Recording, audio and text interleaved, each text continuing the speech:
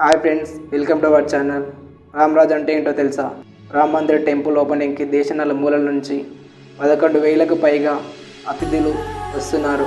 జనవరి 22 Ram Mandir temple ఓపెనింగ్కి వస్తున్న chief guest Narendra మోడీతో సహా దేశ నలుమూలల నుంచి వచ్చిన సెలబ్రిటీలు, బిజినెస్ మ్యాన్స్, పండితులు, ప్రముఖులు అదానీ, అంబానీ, కోహ్లీ లాంటి ఎంతోమందికి ఈ రామ్రాజ్ని గిఫ్ట్గా అందజేస్తున్నారు. రామ్రాజ్ అంటే ఏంటి? రామ్రాజ్ అంటే మట్టి.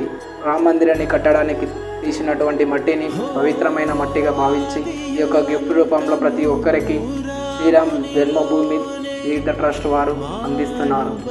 ఈ యొక్క పవిత్రమైన మట్టిని ప్రతి ఇంటికి చేర్చేలా ట్రస్ట్ వారు కృషి చేస్తున్నారు. ఈ వీడియో నచ్చినట్లయితే జస్ట్ లైక్. ఇలాంటి ఎన్నో ఇన్ఫర్మేటివ్ వీడియోస్ తెలుసుకోవాలంటే subscribe to my channel. Thank you for watching.